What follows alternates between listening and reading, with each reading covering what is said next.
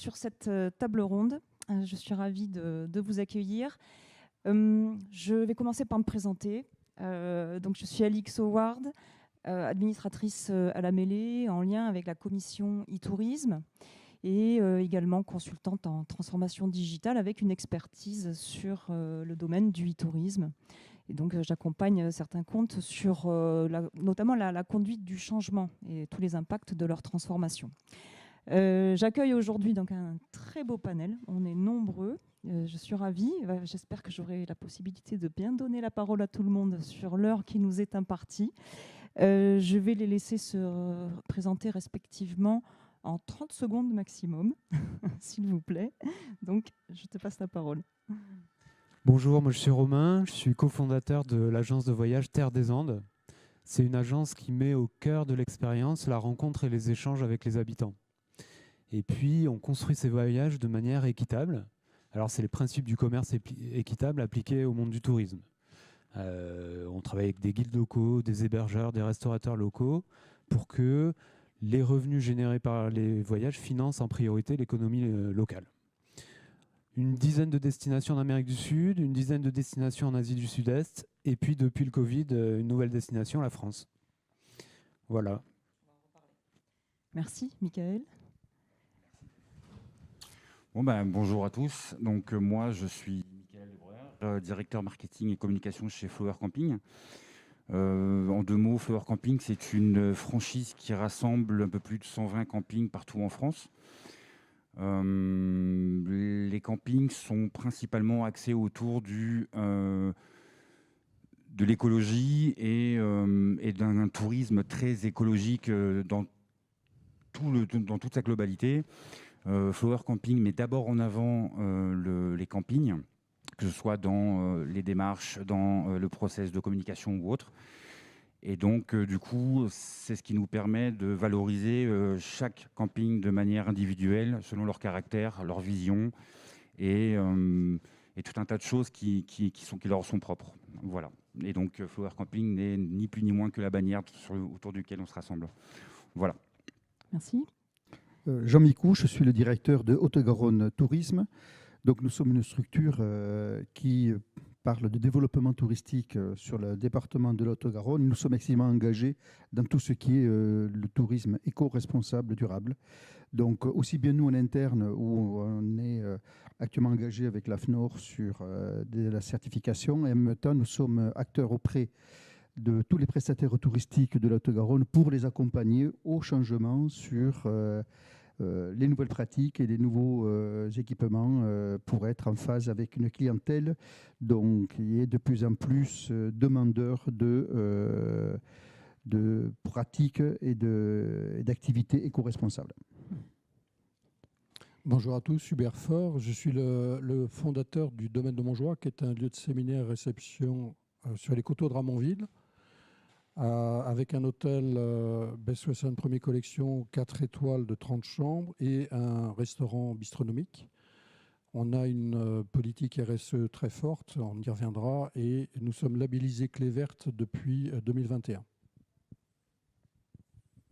Bonjour, Jean-Jacques Aladjian, je suis directeur territorial de la Caisse des dépôts Banque des Territoires. La Caisse des dépôts, en deux mots très rapides, c'est une institution publique, mais qui, sur son activité d'investisseur, intervient comme un investisseur privé, selon les règles de l'investissement privé et selon des critères de marché. Et je suis là aujourd'hui pour faire part d'une expérience, d'un investissement que nous avons fait dans une start-up qui allie à la fois le tourisme et le numérique, parce que le tourisme et le numérique sont deux des priorités de la Caisse des dépôts, Banque des Territoires. Merci. Donc effectivement, un panel très varié, mais aussi très complémentaire pour une thématique donc, qui est celle de comment les acteurs du tourisme s'adaptent aux nouveaux enjeux, que ce soit climatiques, environnementaux, sociétaux, et puis digitaux, puisqu'il y a aussi toute cette transition à opérer. Hier, c'était la Journée mondiale du tourisme. Elle avait lieu à Bali. Et la bannière, c'était reprendre un tourisme plus vert, plus intelligent et plus sûr. Donc chacun y trouvera ce qu'il veut y mettre derrière. Et on a 6 axes de travail qui sont la planète, ambitieux, le développement durable, l'éducation, l'innovation, égalité des sexes et jeunesse. Donc vous voyez que les aspects sociétaux sont extrêmement importants et j'en parle en introduction parce qu'on va retrouver un peu ce fil rouge aussi. Pour finir mon introduction, on part de 3 constats. On vient de passer un été avec des extrêmes, sécheresse, incendie. Derrière, on aura des inondations, c'est sûr, comme tous les ans, que nous venons de traverser. Donc un été vraiment qui nous questionne et qui, plus que jamais, va obliger les professionnels à se remettre en question. Du moins, plus que ce qu'ils ne le faisaient déjà. Ensuite, il y a une évolution très très forte des attendus chez les voyageurs. Et on le mesure vraiment. Les chiffres en sont la répercussion.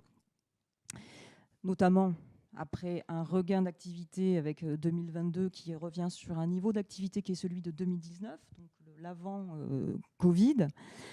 Donc c'est une exigence sur le traitement des déchets, sur la manière dont sont gérés les hébergements, la facilité d'un accès sans voiture, il y a toutes ces préoccupations. Et puis un dernier constat qui m'a sauté aux yeux aussi en préparant cette table ronde, c'est que la maturité digitale, elle est atteinte en fait. On ne parle plus de transformation pour aller vers le digital, on y est déjà, c'est même plus une question. Et puis, pour vous, les acteurs du tourisme, le digital n'est qu'un moyen, ça apporte pas plus que ça apportait jusqu'à maintenant. C'est acquis, c'est intégré. Et les préoccupations, elles sont ailleurs, dans l'innovation et dans comment se différencier pour émerger. Voilà, donc, et pour finir, on va ajouter un attendu fort en termes de valeurs, de nature, d'humanité, qui sont vraiment un fil rouge, quel que soit le profil du voyageur, qu'il soit plus ou moins jeune, plus ou moins riche. On revient aussi là-dessus.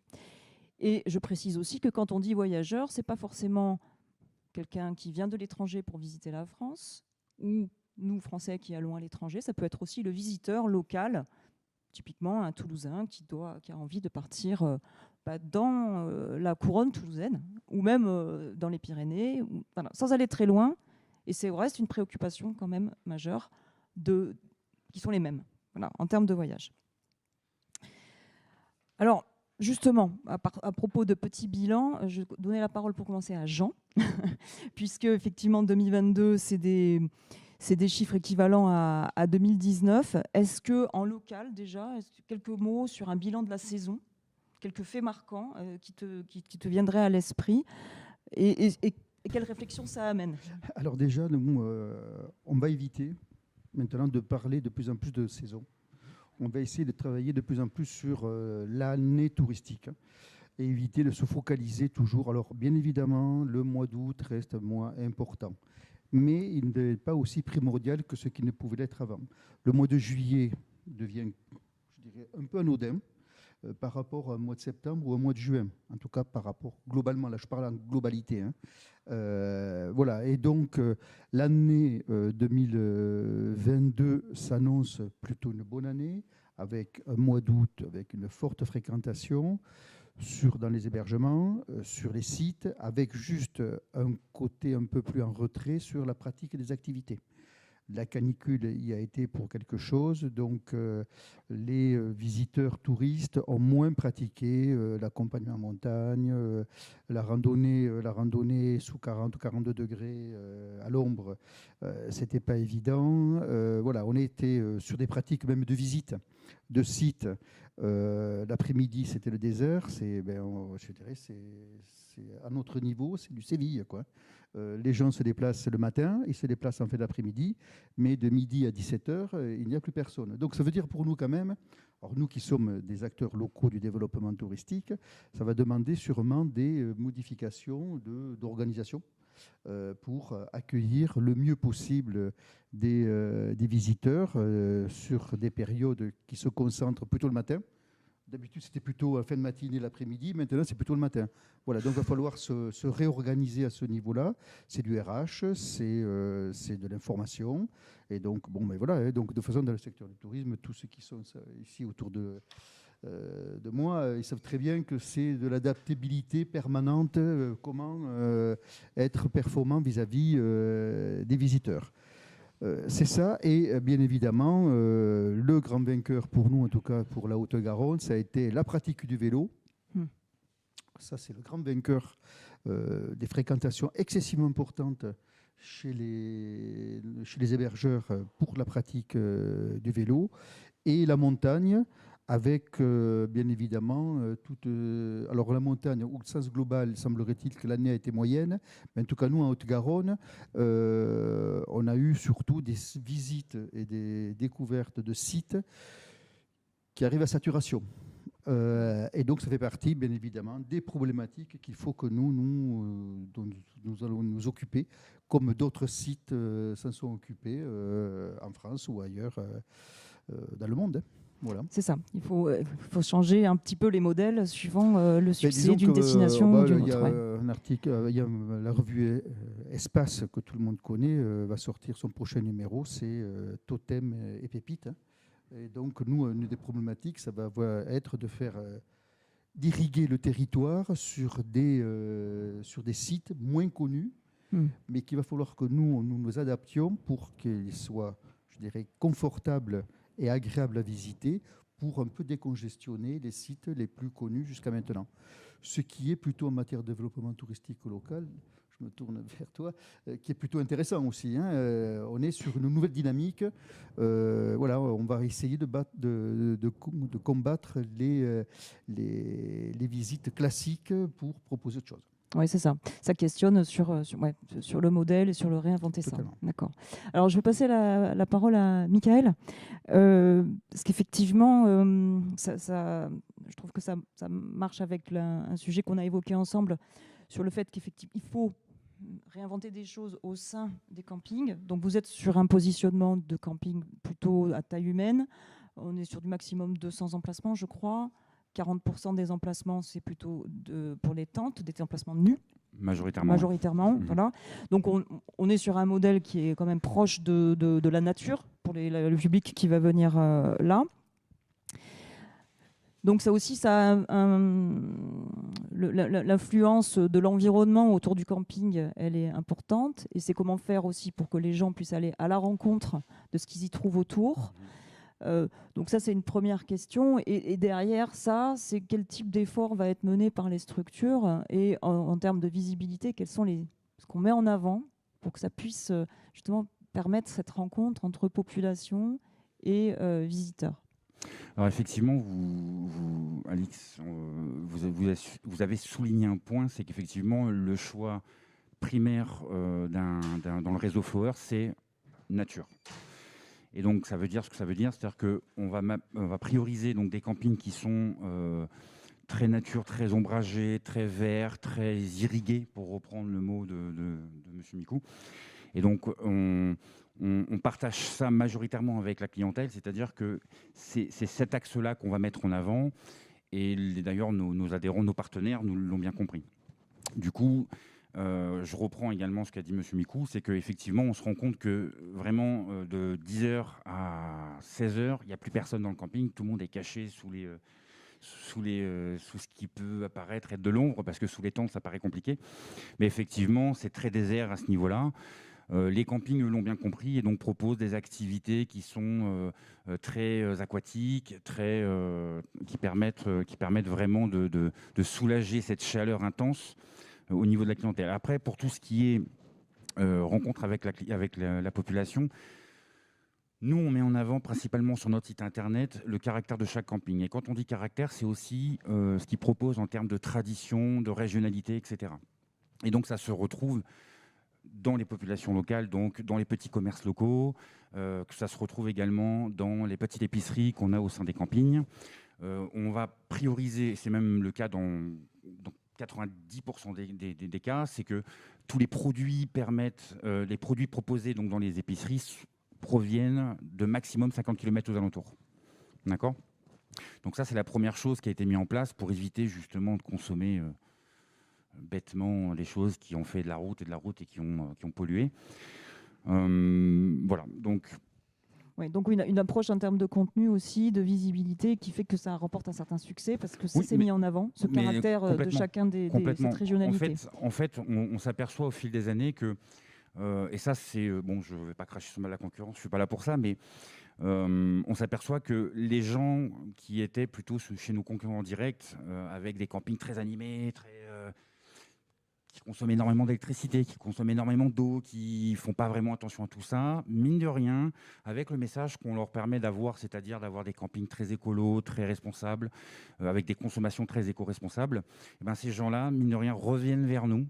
Donc c'est un autre type de vacances, c'est un autre type de séjour, mais on s'aperçoit que ça leur plaît. Et on avait une population qui avait, on va dire, 30, 35 et plus.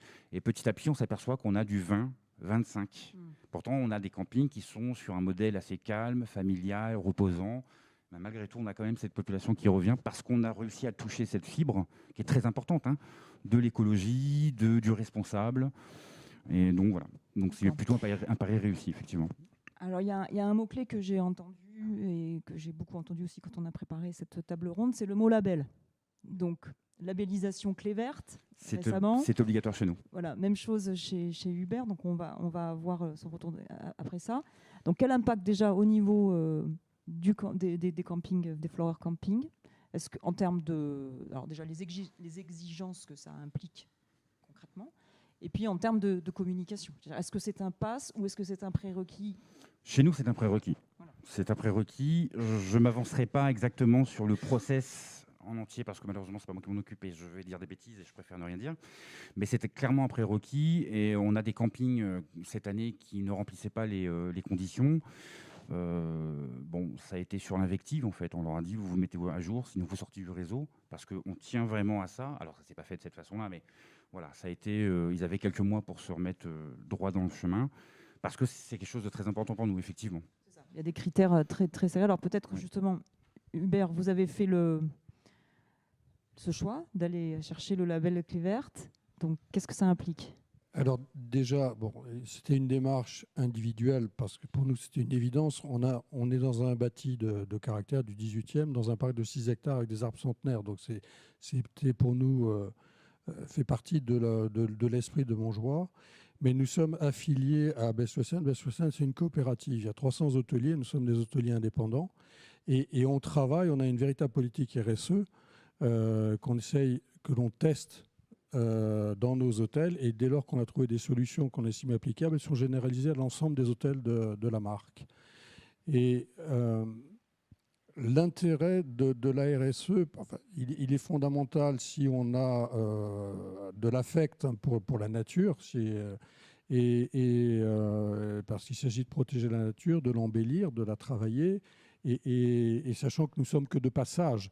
Donc on bénéficie de quelque chose, mais qui a été créé par les générations précédentes. Et donc, il s'agit pour nous de transmettre à je ne sais pas qui, d'ailleurs à quelqu'un qui va bénéficier aussi de notre travail.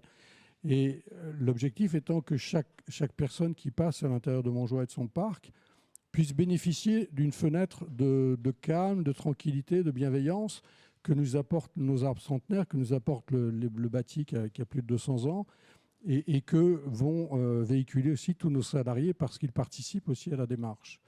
Donc ça, c'est de façon globale, c'est l'esprit. Après, ça se traduit par énormément de détails dans le quotidien et de modifications de travail. Par exemple, sans en donner énormément, je vais vous donner juste un exemple. Nous sommes passés de produits d'entretien. Donc, on avait 3 types de produits d'entretien différents. Et aujourd'hui, on entretient tout avec de l'ozone. Donc ça nous a amené à faire un investissement spécifique pour avoir des machines qui soient capables de traiter avec de l'ozone, mais ce qui fait qu'aujourd'hui, on utilise des produits d'entretien qui sont entièrement éco-responsables. Donc c'est une démarche. Après, on a une politique générale qu'on a mis en place au sein de Best Western, zéro plastique dans les chambres, zéro plastique à usage unique. Mais c'est une démarche qui est très longue et très difficile à mettre en place, parce que souvent on ne se rend pas compte du temps qu'il faut y passer. Parce que vous prenez une savonnette, elle est obligatoirement dans un étui. Si l'étui est en plastique, vous allez le changer par quel type d'étui? Ça change la rentabilité de votre établissement, parce que vous avez passé de quelque chose qui coûte 30 centimes à 35 centimes. On va dire, oui, c'est quoi? C'est 5 centimes? Non, c'est 15% d'augmentation. Et si sur chaque élément, vous avez 15% d'augmentation de votre coût, la rentabilité de la restauration, de l'hôtellerie, on est entre 8 et 10%. Donc si vous augmentez vos coûts de 15%, vous êtes en perte. Donc tout élément modifié doit passer par une réflexion et trouver pas simplement le produit de remplacement, mais le produit de remplacement avec le fournisseur qui soit labellisable. Donc la démarche, elle est longue, elle est dans le détail, elle est du quotidien. Et pour pouvoir bénéficier d'un label, le label va nous questionner sur énormément de points de mode de fonctionnement. Le gros atout, c'est que ça oblige à la formalisation, à la compréhension de nos modes de fonctionnement, de nos consommations, que ce soit l'énergie, que ce soit l'eau, que ce soit naturellement le traitement des déchets. Donc on a un traitement des déchets qui est différencié selon la nature des déchets, parce qu'on est aussi dans un environnement, une collectivité qui permet le traitement des déchets, en particulier pour les déchets de restauration. Les déchets carnés ont un traitement spécifique qui est fait par le Sicoval, et tout le reste des déchets, on a un compost.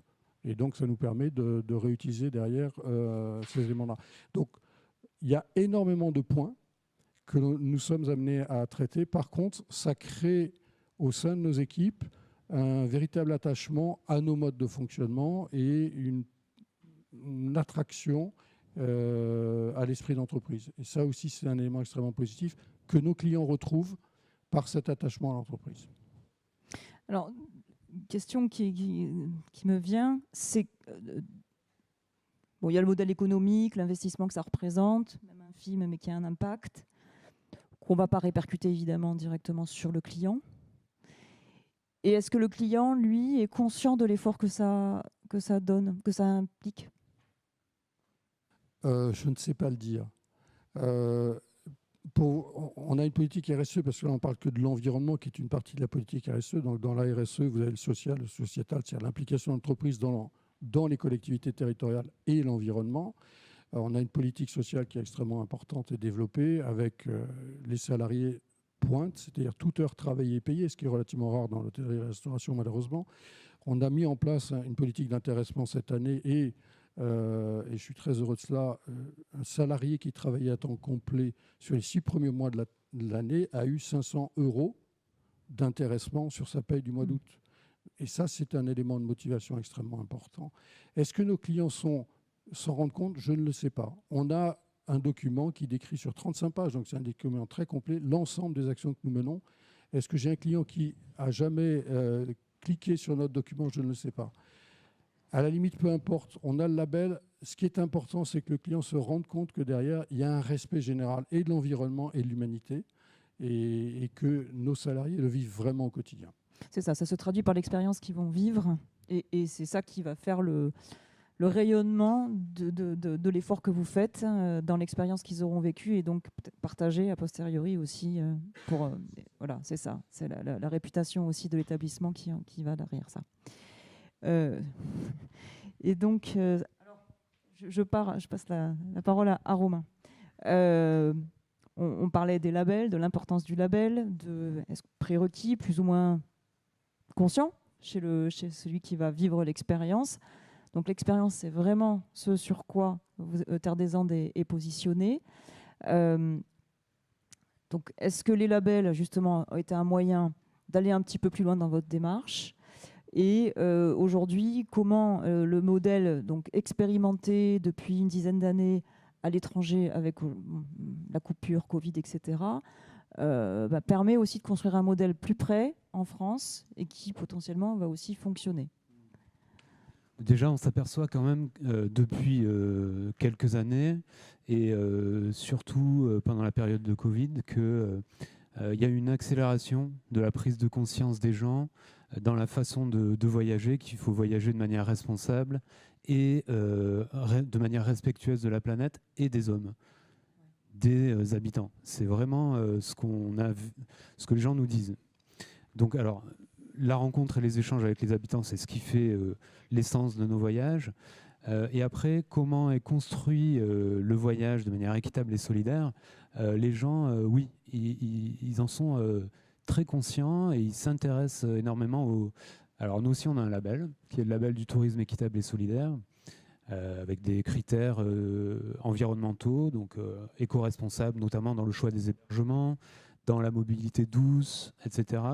mais aussi dans l'impact qu'on a sur les populations, l'impact économique et social.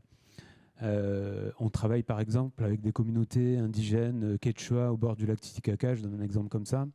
On essaie d'aller dans des endroits où les autres ne vont pas pour essayer de déconcentrer les flux. Bien sûr, quand on visite le Machu Picchu, quand on visite le Pérou, on visite le Machu Picchu, mais on essaie d'irriguer aussi toutes les zones, toutes les personnes qui, en général, ne bénéficient pas des impacts du tourisme. Ça, c'est important pour nous, en essayant de ne pas dénaturer les activités traditionnelles, qui en général sont la pêche et l'agriculture, en faisant en sorte que l'accueil de voyageurs soit uniquement un complément et ne vienne pas en substitution de ces activités traditionnelles que sont la pêche et l'agriculture. Ça répond à ta question ? Ça y répond très très bien. Alors du coup, en France, une réflexion qui est en cours avec la région Nouvelle-Aquitaine. Oui, alors dans cette lancée de essayer de réduire notre impact carbone ailleurs, donc dans des destinations lointaines, mais aussi en France, on lance avec la région Nouvelle-Aquitaine un projet qui se nomme En Nouvelle-Aquitaine sans ma voiture. Donc on essaie de produire des voyages, pas zéro carbone, mais avec très très peu d'impact carbone, avec pour composante principale le train, le vélo, la marche à pied et les transports en commun quand on ne peut pas faire autrement. Mais l'idée, c'est d'attirer des gens sans leur voiture et leur faire visiter le Pays Basque, en l'occurrence, parce que c'est dans cette région qu'on intervient, sans voiture, en essayant de promouvoir les mobilités douces. Et donc ça, c'est pour la partie éco-responsable. Et comme on fait à l'autre bout du monde, on essaie aussi de faire en sorte qu'ils rencontrent les gens. La rencontre et les échanges avec les habitants, c'est vraiment ce qui nous anime depuis le début. Et voilà. C'est ça. Donc un modèle qui s'appuie sur cette rencontre, qui permet aussi que l'écosystème local bénéficie d'une économie que va amener le touriste.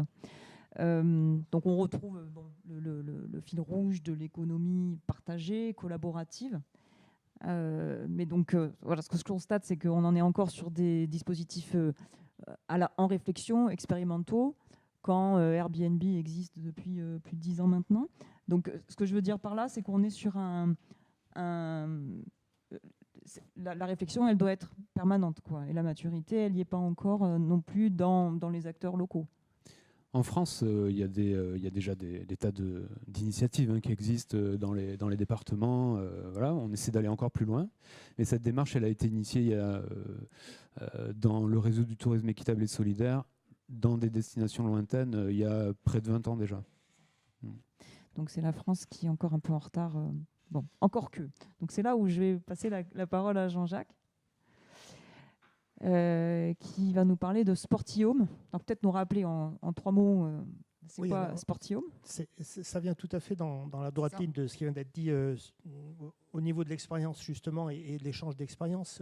Sportium, c'est une start-up montpelliéraine qui a été créée en 2017-2018 et qui, via la plateforme qu'elle a constituée, met en relation des personnes qui veulent exercer leur sport pendant les vacances et qui cherchent à louer un bien près de leur spot, donc canoë-kayak ou de la randonnée ou de la voile, et ma relation de ces personnes et des propriétaires qui disposent de biens immobiliers à louer et qui sont eux-mêmes sportifs du sport pratiqué par le locataire. Donc ça met en relation des locataires et des propriétaires qui pratiquent le même sport et qui donc ça donne la possibilité à ces deux personnes d'échanger sur le sport et voire de pratiquer ensemble le même sport. Donc c'est un échange d'expérience. Le propriétaire peut donner des conseils sur la rivière où on fait du canoë-kayak, les endroits qu'il faut éviter ou les endroits où il faut aller. Et le locataire amène, lui, son expérience d'autres sites.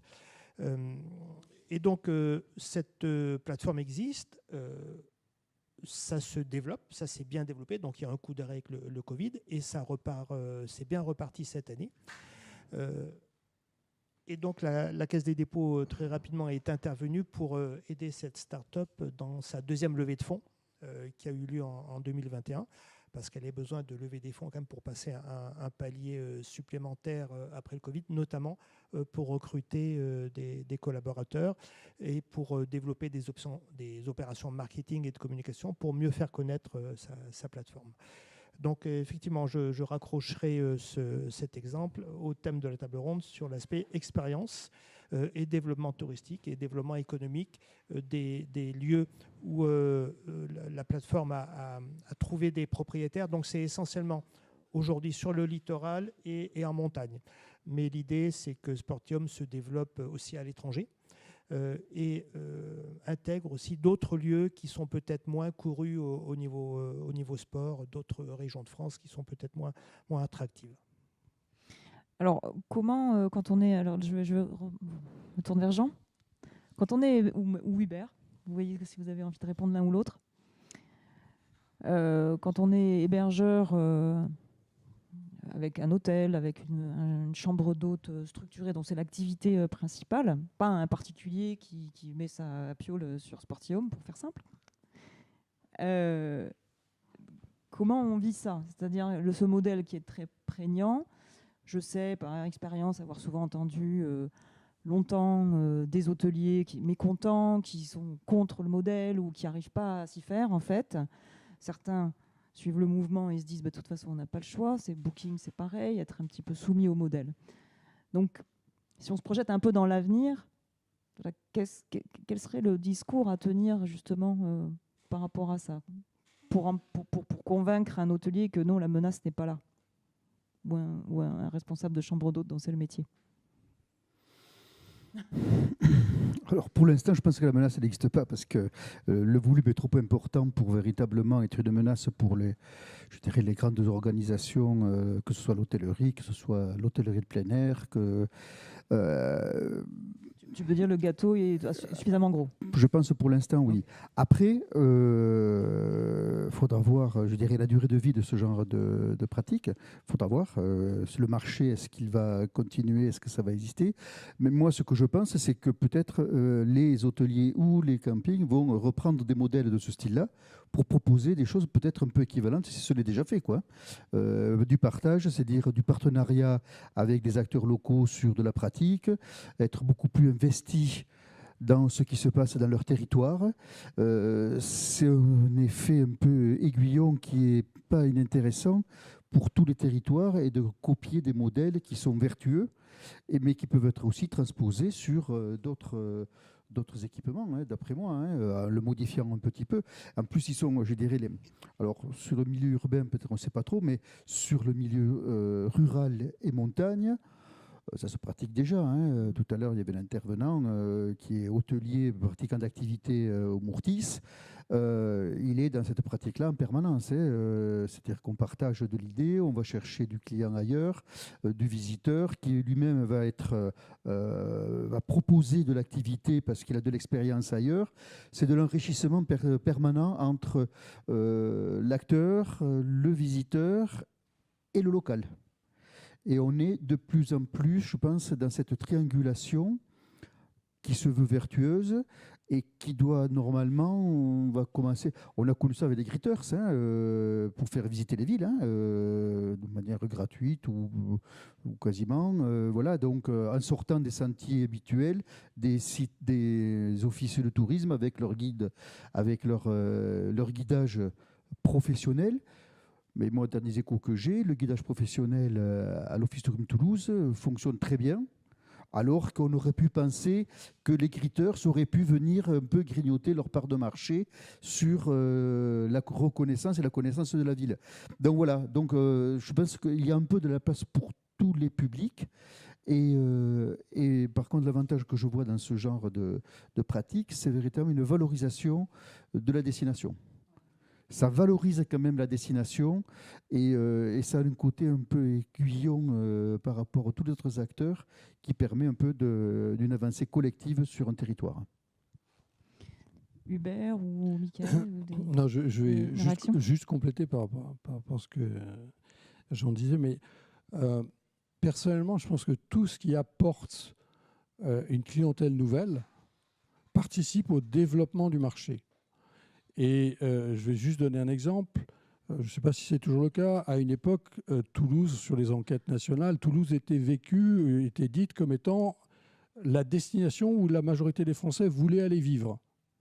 C'est-à-dire qu'il y a une attractivité naturelle de la ville de Toulouse, mais qui ne se traduit pas du tout dans le tourisme.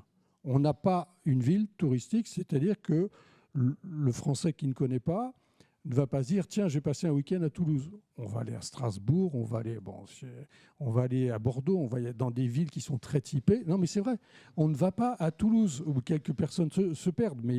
Et tout... La parole après toi, alors que je ne suis pas à l'office de tourisme, mais j'y étais, donc je reprendrai la parole après toi. Donc, on a un énorme potentiel. Et plus de gens viennent une fois à Toulouse, plus on aura de la chance qu'ils viennent une deuxième fois. Et qu'ils viennent par ce biais-là ou par d'autres biais, de toute façon, l'important, c'est qu'ils aient eu une bonne expérience, qu'ils aient envie de revenir et qu'ils en parlent positivement à leurs amis. Pour ça que, pour généraliser, puisqu'on avait eu cette discussion-là il y a quelques années, les OTA, pour moi, ce sont des très bons outils marketing. Ils font venir des clients qui ne sont jamais venus. Donc moi, quand un client vient d'un OTA, je suis très heureux. Ça m'embête bien naturellement de payer la commission, mais c'est un client qui ne serait pas venu chez moi sinon. Donc il vient et j'espère qu'il reviendra et qu'il reviendra en direct. Donc toute activité nouvelle ou tout mode de commercialisation qui va nous permettre d'agrandir le nombre de touristes qui auront vécu à Toulouse, et donc quand je parle de Toulouse, c'est toute la région, je vais au-delà même de la Haute-Garonne. Plus on en aura, plus ils seront satisfaits de l'expérience, plus ils auront envie de revenir ou de faire venir d'autres personnes. Donc tout ça, c'est de l'investissement pour notre avenir et c'est hyper positif. Mais juste pour vous rassurer, la Caisse des dépôts investit aussi dans l'hôtellerie, et même plus dans l'hôtellerie que dans les startups. Parce que c'est une discussion que nous avons régulièrement avec les hôteliers, il n'y a jamais assez de touristes. Cette année, la Cité de l'Espace a battu tous les records de fréquentation. Depuis que la Cité de l'Espace a été ouverte, ils ont battu tous les records de visiteurs. Je pense que globalement, la fréquentation en hôtellerie en centre-ville de Toulouse, je ne parle pas de la banlieue ou même de la zone aéroportuaire, a plutôt été bien fréquentée. Mais après se pose la question aussi, est-ce qu'on est toujours à la course, à la chasse du 100 millions de touristes en France ? Je ne sais pas. Je ne sais pas si cela est la bonne... je ne sais pas si je spoil ton nom. Actuellement, ça fait partie des discussions qu'on commence à avoir.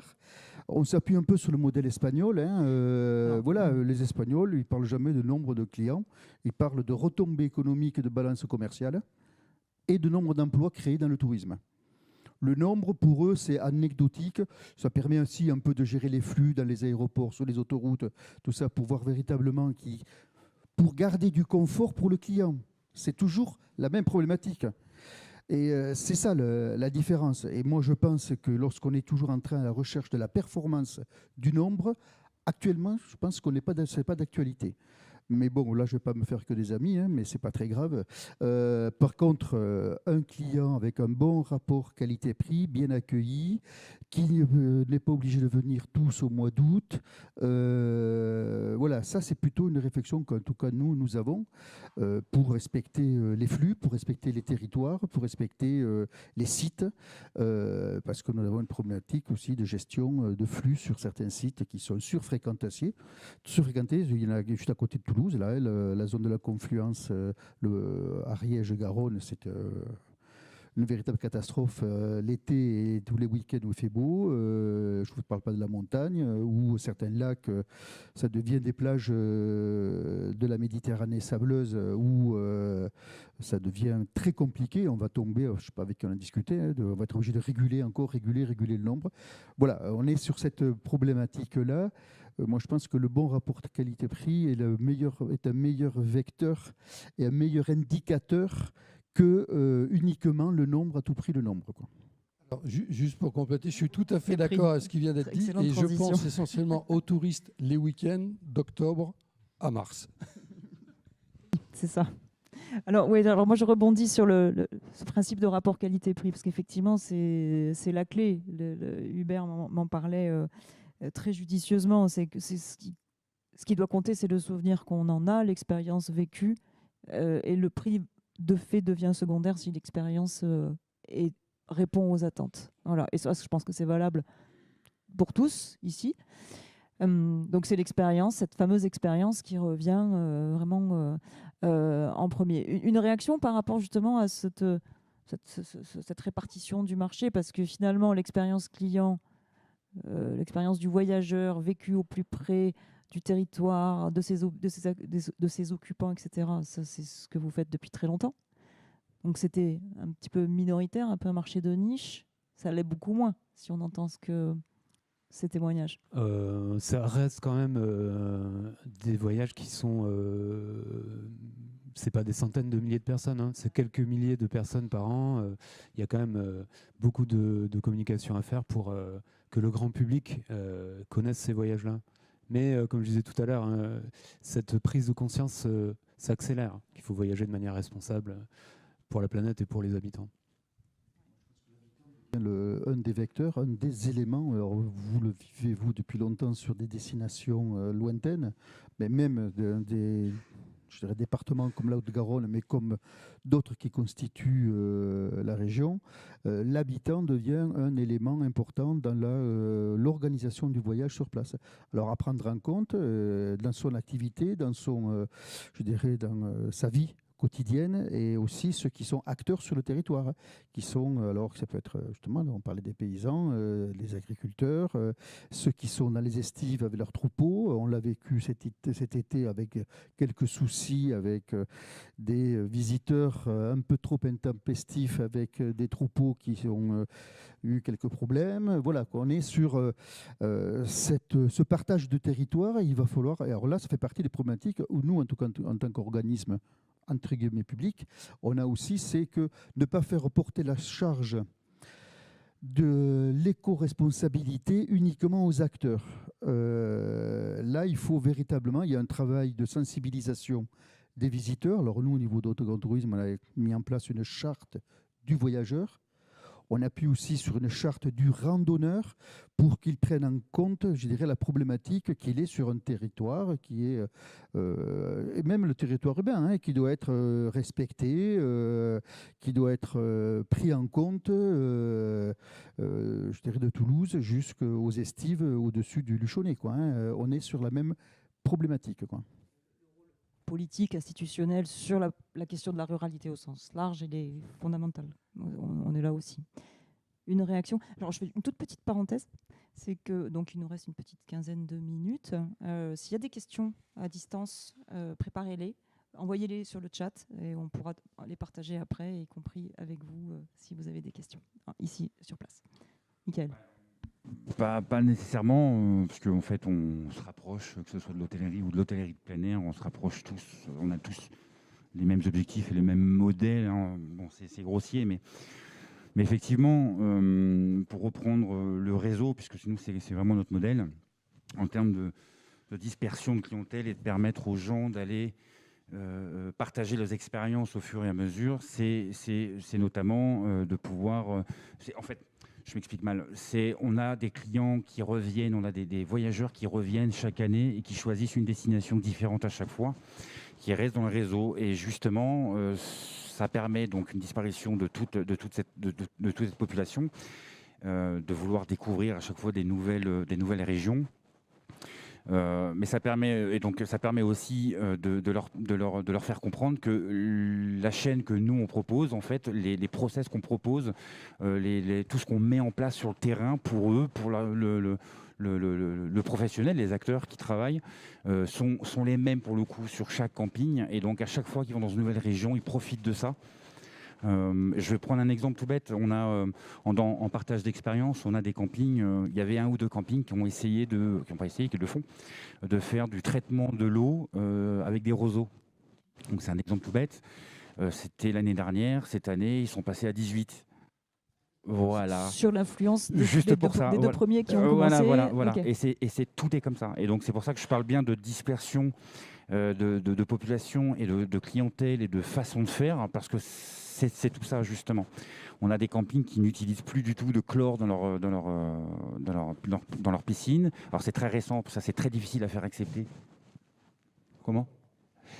C'est ça. Mais il y a des... Un vrai problème, je vais mettre une piscine au sel, on n'a pas le droit. Établissement du public, une piscine ouverte à nos clients est obligatoirement au chlore. Alors il y a aujourd'hui a priori un moyen un moyen alternatif qui est l'Oviling, si je dis pas de bêtises. Ok. Et donc ça a plus ou moins le même effet, mais c'est très naturel. Alors je m'avancerai pas sur ce que c'est exactement parce que Mais là encore, on est rattrapé par. Mais on pourra en discuter, ça pose pas de problème. Voilà, le cadre institutionnel qui, du coup, doit lui aussi s'intéresser à. Finalement, on peut avoir quelque chose de sain sans le chlore. C'est ça. Ouais. C'est ça. Alors effectivement, Monsieur Sor a raison. Il y a des lois qui persistent. C'est la réglementation. C'est une réglementation qui est très difficile à bouger et à faire évoluer.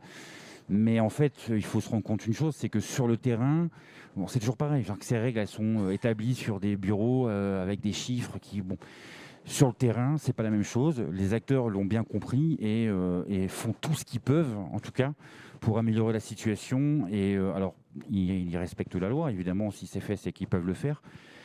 Mais en tout cas, tout est fait et mis à disposition pour permettre des process beaucoup plus écologiques.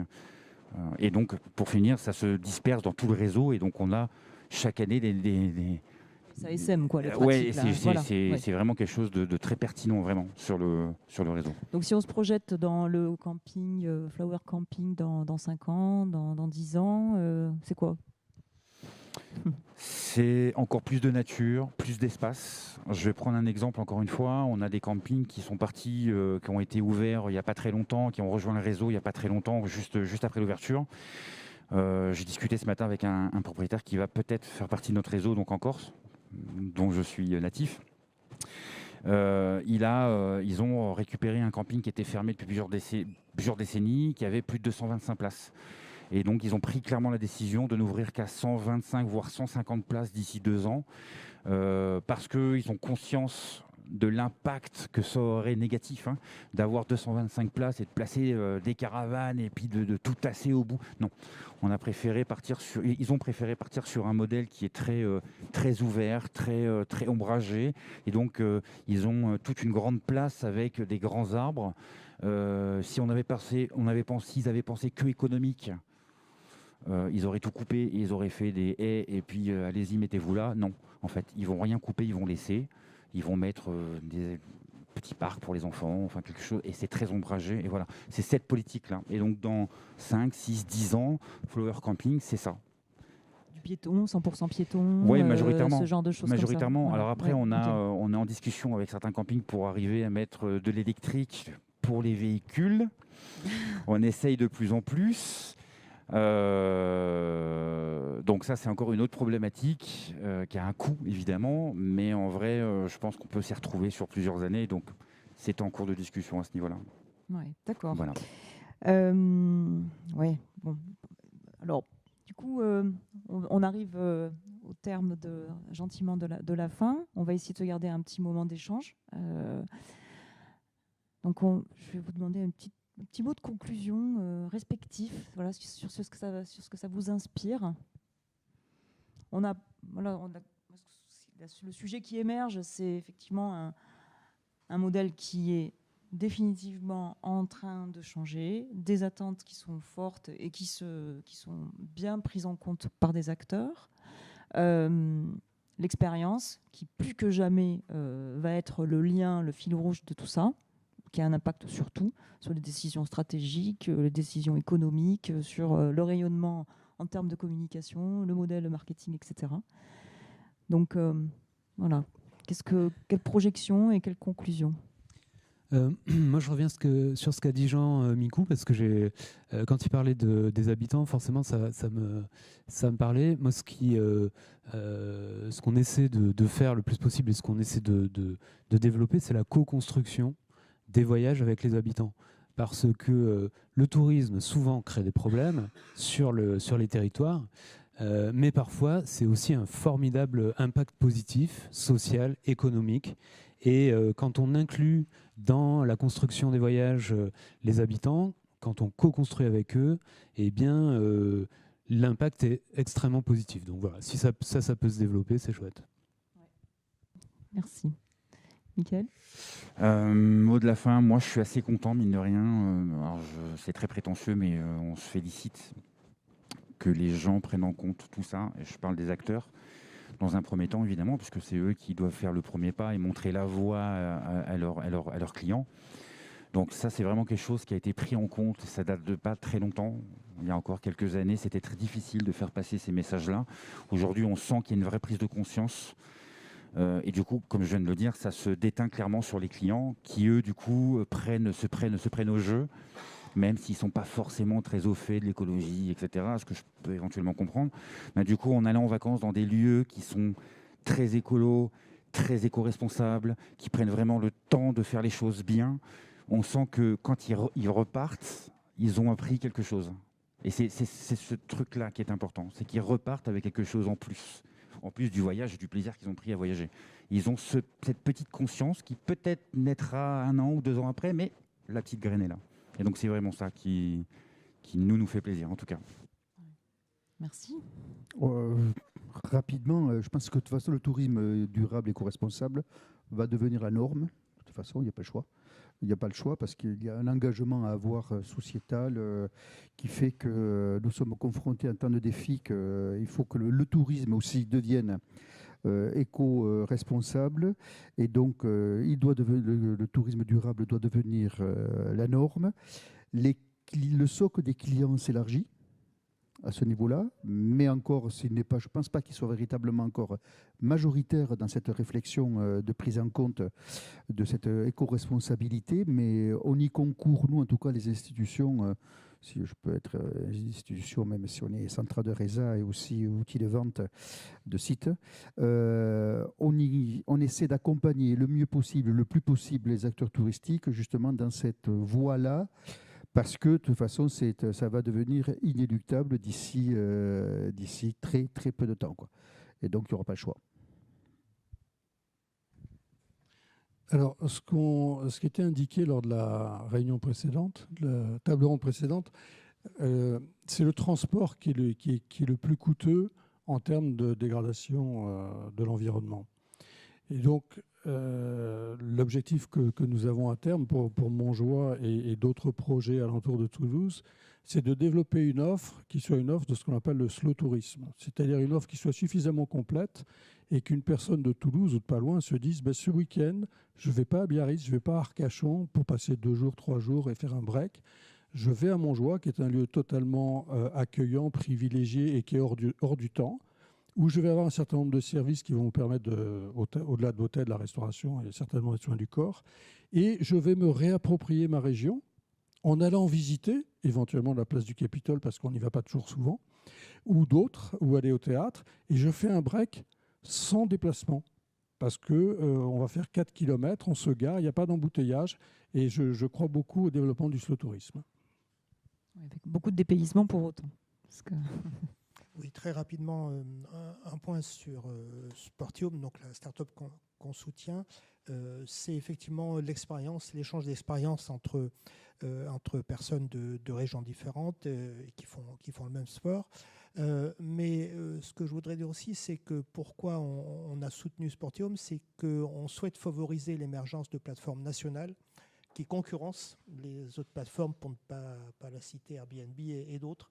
On préfère que ce soit des nationaux qui développent ce type de service plutôt que Airbnb ait pris l'idée. Alors, ça ne veut pas dire qu'Airbnb ne reprendra pas l'idée, mais au moins on aura favorisé l'émergence de cette plateforme, voire d'autres.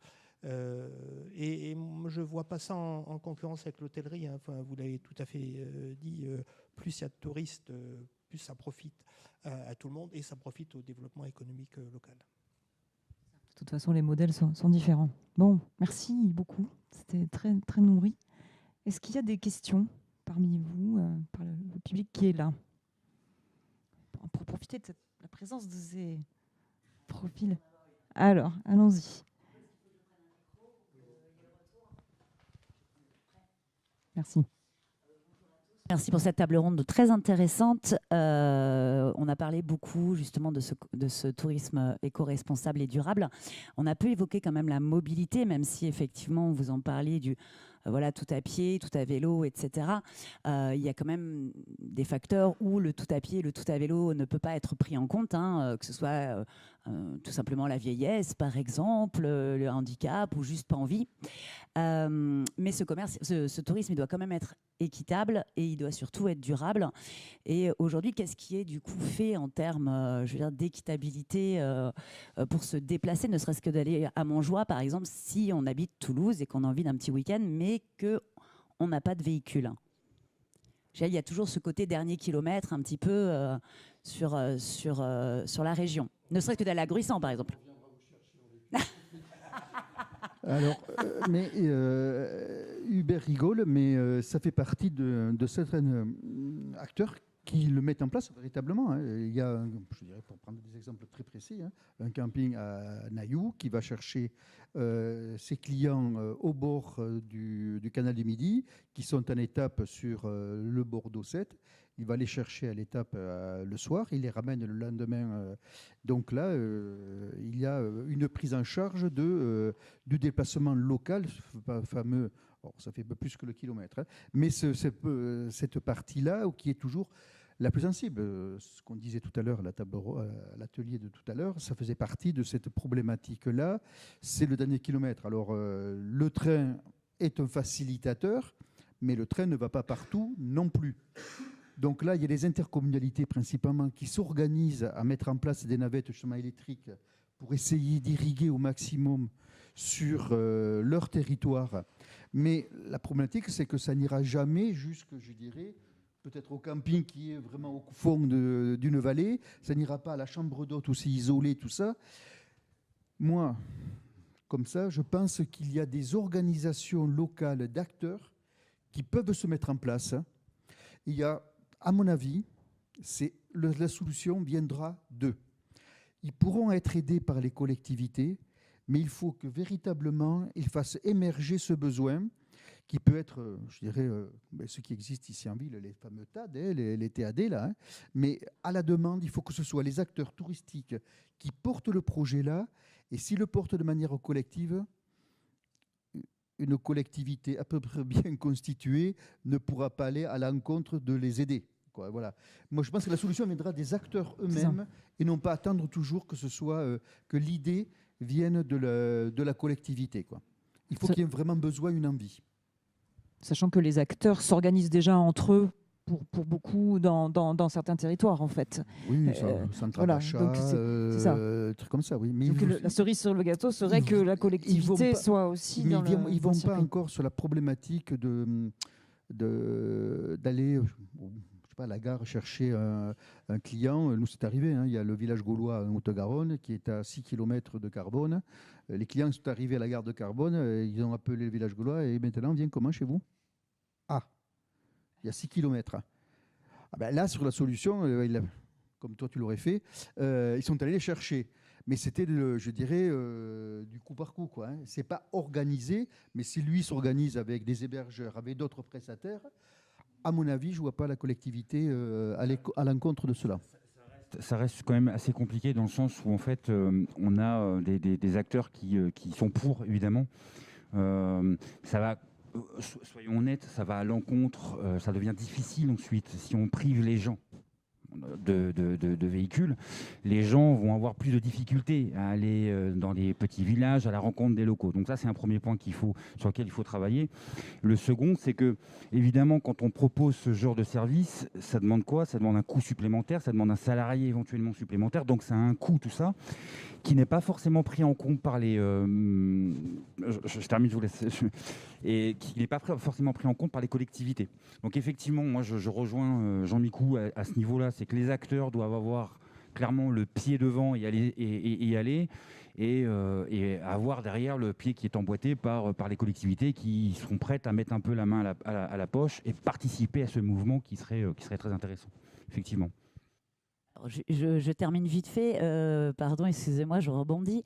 Effectivement, on ne demande pas forcément, je pense, à l'acteur lui-même de fournir ce service, mais plutôt en fait de dynamiser des services existants déjà et de les promouvoir comme le covoiturage, l'autopartage, toutes ces nouvelles mobilités qui sont éco-responsables pour la plupart, avec effectivement des véhicules électriques, comme vous disiez, pour votre camping, qui peuvent poser problème parce que il n'y a peut-être pas de borne une fois arrivé, etc. Et c'est plutôt dans ce sens-là, en fait, que je voyais ma question.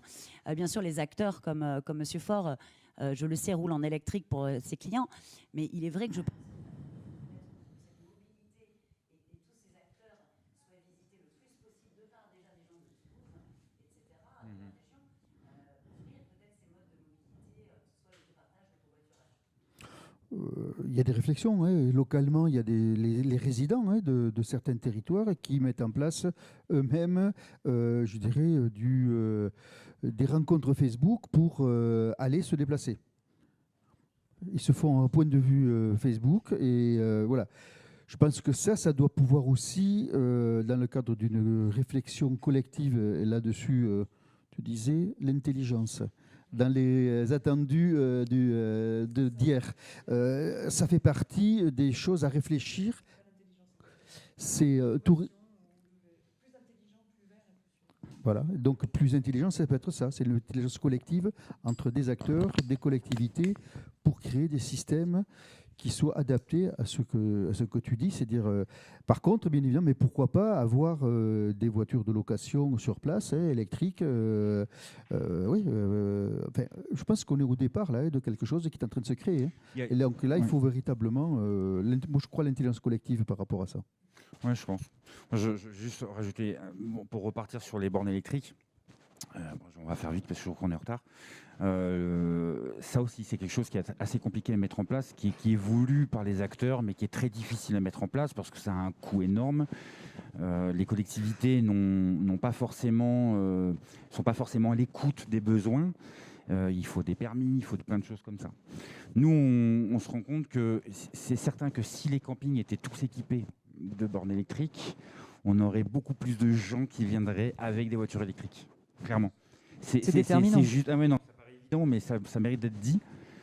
C'est très très compliqué. Moi, je roule en électrique personnellement, et c'est assez compliqué quand même. Pourtant, il y a un réseau existant, mais voilà. Donc, quand quelqu'un part en vacances, il n'a pas envie de se prendre la tête. Il faut aussi prendre ça en compte. C'est normal. On a envie de se vider la tête et pas avoir des complications. L'électrique, ça peut en poser une. Voilà. Donc, il y a tout un. Mais il y a une réflexion vraiment profonde à faire là-dessus, évidemment. Très bien, merci. On va devoir arrêter là, je pense qu'il n'y a pas d'autres questions. Merci beaucoup. Le format, vous pourrez retrouver le format disponible après l'événement pour ceux qui auraient besoin de le voir. Si vous voulez le faire savoir, c'est possible. Merci beaucoup.